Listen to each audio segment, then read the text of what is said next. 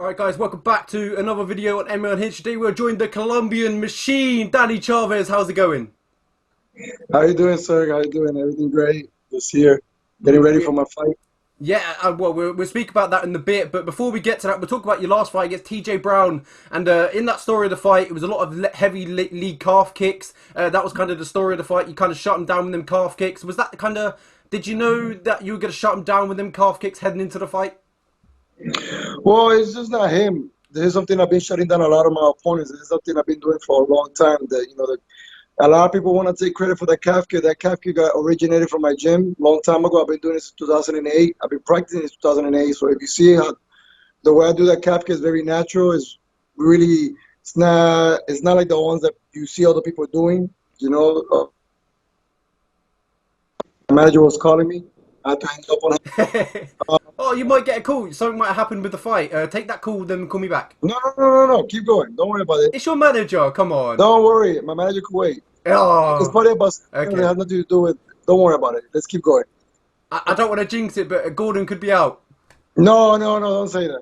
No, no. It's probably we're doing we're doing like we got meetings. We have I got still got to do some medicals for this week, so it's about that. But Mhm. it's probably he's gonna give me the time and day and all that stuff. Don't worry about it. We good. But like I said, the Okay. cap kick is something. It's one of my signature moves. So I'll do it to whoever is in front of me. It's not something I just use. I use it specifically for TJ. I'll use it on anybody. So it's something. Mhm. It's one of my weapons.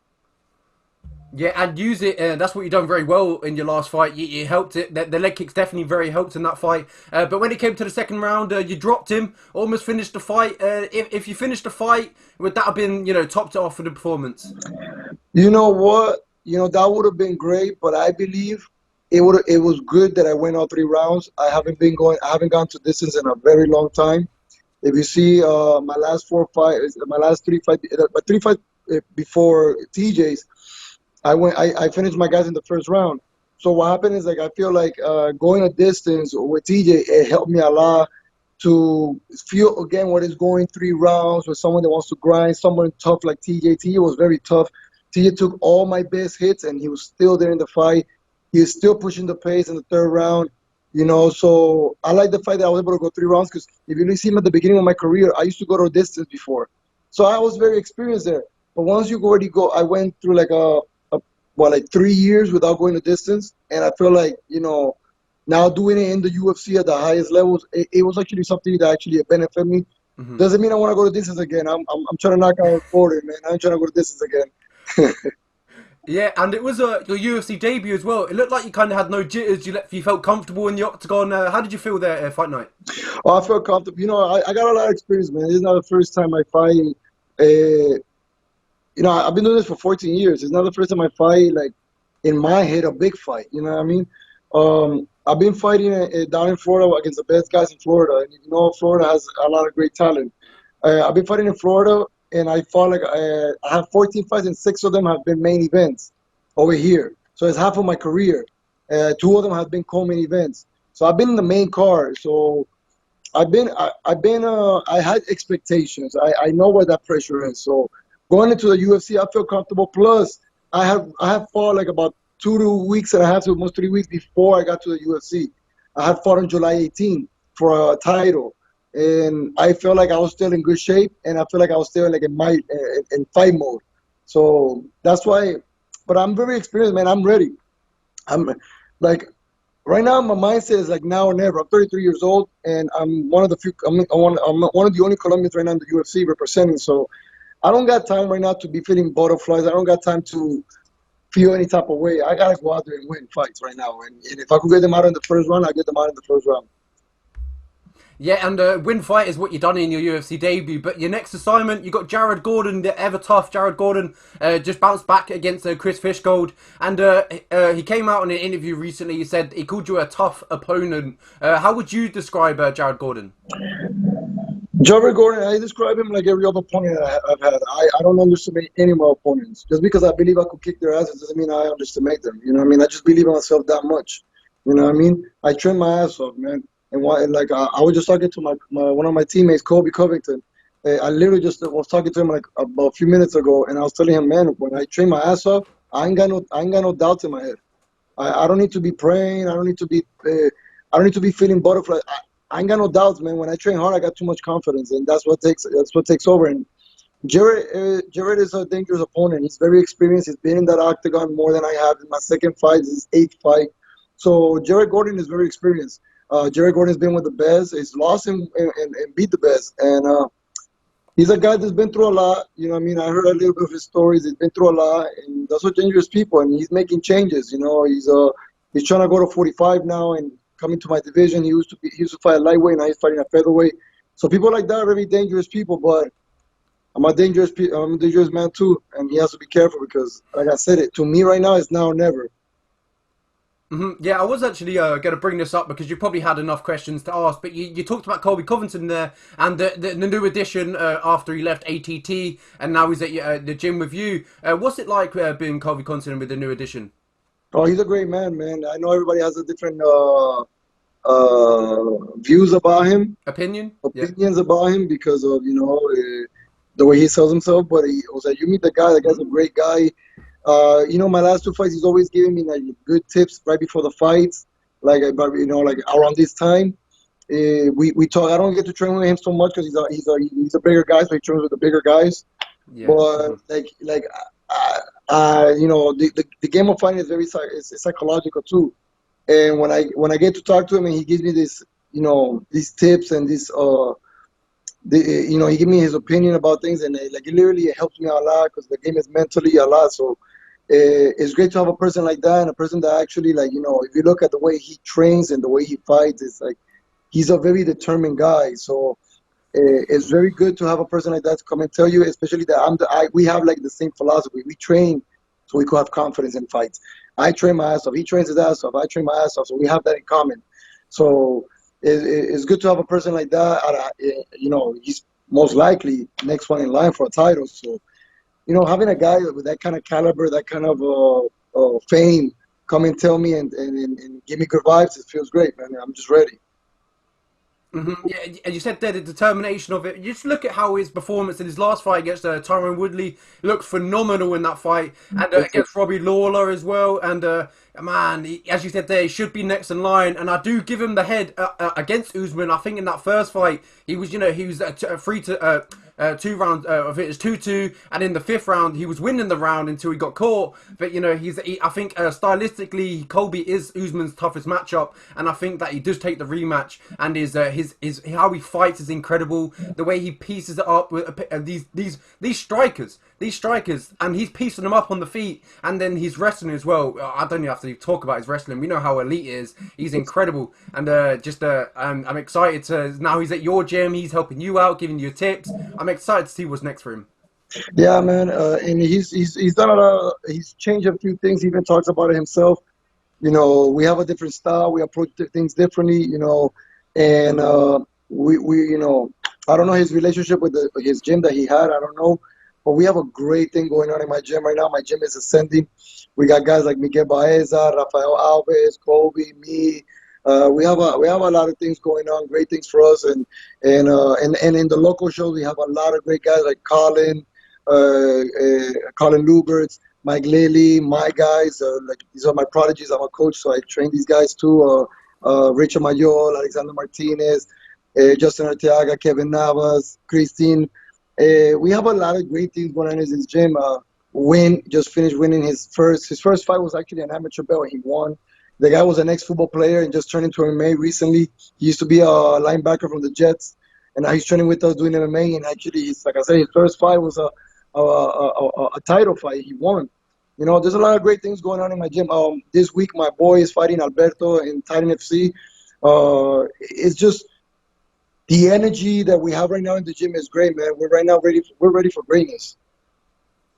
Yeah, you just named loads of killers there, killers after killers, and I'm excited to see where they go. But we'll go back to you. We'll talk about the fight coming up against Jared Gordon. Heading into this fight after your win, the momentum must be good. You must be feeling physically and mentally the best you've ever felt. What Danny Chavez can we expect that night? Danny Chavez 2.0. No, I'm serious, bro. Look, you know, physically, I've been in great shape in other fights. But the thing is that the biggest difference between this fight and my previous fights is that I don't work anymore. I do private. I do private. I teach privates. I work just a little bit because before I got to the UFC, I had these guys that I was already getting in shape, people that I was already teaching, and I don't want to just leave them like drop them just because I made it to the UFC and now I can't do it no more. No, I still coach these guys, but it's only a hand, like what I'll say. I'll have like 3 private lessons. That's about it. You know what I mean? Now I don't work anymore. I got a Hmm. 9 to 5. I don't have to worry about anything. So all I do is train. That's my job. My job is to train and fight. And there's no better feeling than that. As a fighter that's been doing it for 14 years, I'm about to go to 15. Trust me, I was waiting for this moment. This is the moment I was waiting for, to go out there and just live off my dream. You know what I mean? And just Hmm. this is all the job I want to have, and I'm having it right now. I'm very excited. This is my second fight. Like I just can't wait, man. I took this fight on November. I had plenty of time to get ready. I didn't peak early. I didn't want to do that. I knew how to peak. You know what I mean? I used November, December, and January to slowly get in shape and detail the fight and get everything ready because you could make a mistake and peak too early. I didn't do that. I'm not better. I'm a veteran in this sport already. Just because I'm in the UFC for my second fight doesn't mean I'm not a veteran in the sport. I'm a veteran in the sport. So I know how to do this, and I did it the right way. I feel like everything has gone the right way. I'm healthy. The weight cut's coming down perfect compared to my last weight cut. I had a horrible weight cut against TJ. I had a horrible weight cut. It was the worst weight cut I ever had in my whole entire career. You know what I mean? I guess Hmm. at the same time I got in a little older, so I guess the weight cut just hit me harder. I cut more pounds in one day than I ever cut against TJ. But the problem is like it was easier when I was younger. You know, when I was Hmm. 22 and I had to cut 10 pounds, that was easy. Now 10 pounds right now, that's horrible. So I diet more. I make sure it's not as much water as it's supposed to be. You know what I mean? I try to make it as healthy as I can because at the end of the day, if you could train your ass off, but if you don't do the weight cut the right way, you're gonna lose. You could actually mess up the training. Hmm. So you mentioned there the weight cut. 10 days till fight day as we speak right now. How you feeling? Oh, I'm great. I'm great. I'm probably like about 12 pounds. I don't know. I gotta check. That's not too bad. Yeah, no, trust me, it's not bad. Trust me. Yeah. Against TJ, I was horrible, man. I was against TJ around this time. I was still like almost 20 pounds to 18 away from the thing. Oh. You have to understand that when I fought TJ, I took the fight in 2 week notice, and it was my second fight within a month. So I had two weight cuts in 1 month, and I never felt that before. I always had one weight cut at a time. This was two weight cuts in 1 month. And the first one, I was a 145 because I had to fight for a title. This one was a 146, which gave me the 1 pound allowance. But the problem is that when I took the fight, I wanted to train at least for that 1 week that I had to train and that 1 week to cut weight. The 1 week that I wanted to train, I couldn't cut weight so much because then I'll get hurt. Then I'll either I'll get hurt or something goes wrong. So I still have to make sure I cut weight. I do a little healthier, but it's hard to do it when you only have that much time. And I was getting to 160 against TJ in 160, but I was already thirsty, and that's not good. For me to be thirsty, 14 pounds away from the weight cut, that wasn't good because waking up and like you still like you go around and tell like I'm thirsty right now. I'm only 160. I normally don't feel that way when I do the weight cut right. I feel thirsty at 153 when I'm like 7 pounds away, and that's easy money because at one point you're gonna lose water. At one point, no matter how much diet you do, you're gonna lose water weight at one point. But you don't want to lose so much. I started. Well, I guess TJ started cramping in the hotel. I started cramping after the weight cut. But thank God everything went right. Trifecta hooked it up with some liquids. They gave me right after I got off the scale in the UFC. Trifecta came in, hooked me up with some liquids that rehydrate me like this. It was great. So which I expect the same thing. I'm gonna talk to Trifecta. They better give me that. They better give me that. All right. Uh, Yeah. Mhm. no, so like I said, the weight cut is great. That's the last thing I'm worrying about. The only thing I gotta keep thinking is my next days. I got today. I'm gonna do conditioning right now after this interview. I got tomorrow, Thursday, a little bit of training. Friday, I got a little sparring, but I got lighter. You know what I mean? I'm not gonna go crazy. I can get hurt. Saturday will be my last day to do some cardio, push my cardio to 100%. And then Sunday, I'll probably go. I'm gonna go see Amy, which is she's my therapist. She goes and she does the cupping, the scraping, a little nice massage, Hmm. ice bath, and then I go do yoga. And then after that, Monday to Friday is straight weight cut. Yeah, well, I hope the weight cut goes well for you. I want you to get into the octagon safe and sound. Thank you. So we're talking about the fight. Can we kind of expect anything new coming into this fight? Anything that you got? Any tricks up your sleeve, maybe? Well, what you're gonna see in this fight is a finish. Finally, you didn't see a finish against TJ. He slipped away. He got away with it. He got away from me. I mean, you're gonna expect a finish in this fight. I know. Gordon's gonna come in with everything. He talks about he's gonna take me to the ground. Good luck on that. I have amazing takedown defense. But regardless, I expect him to bring me a good fight. You know what I mean? Like I say, he's a veteran. He's been there. What you're gonna see is, I think what you're gonna see from me technically. I'm not gonna give you everything because I don't want you to. I mean, Gordon to hear this interview and then he's gonna be like, okay. Yeah, yeah, yeah. But you're gonna expect a little bit more footwork. I didn't use so much. I didn't do. I'm good with footwork, and the problem is that I didn't use so much footwork against TJ because I didn't want to get myself tired. I didn't want to get my legs tired. I used enough footwork for what I needed for that day, but I could have used more. But the reason I didn't use more is, I'll be honest, like, the weight, like I said, the weight cut was a little harder, and I had to run. This is the first time I ever made a weight cut when I ran. I don't run. My weight cuts are jacuzzi and saunas, and that's about it. I don't use it. I don't waste my energy. And against TJ, I had to go running and running because they gave me a portable sauna. It wasn't let me. I wasn't sweating in it. We inside the bubble, so inside the bubble in the hotel, you don't have a jacuzzi. So I had to do it differently. So what I had to do is I had to put some cream all on my body, sweet sweat, and grab a sauna suit, put it on, and go run outside the hotel by the parking lot. I was running in the parking lot and just sweating. And at the same time, I had to use my legs. My legs were a little tired. I'll be honest. Like I keep telling people, I guess my adrenaline kicked in and didn't show it. But while I was in the locker room and I was warming up, I was like, my legs are a little tired. You know what I mean? But like I said, when you're in the fight, you're in the fight. You're not even thinking about how tired you are. But what you're gonna expect in this fight is me look good. All 3 rounds. If I go 3 rounds, I hope I don't go 3 rounds. I'm not trying to go 3 rounds. I'm trying to finish them in the first two. And you're gonna see footwork. You're gonna see more footwork than you saw the last fight.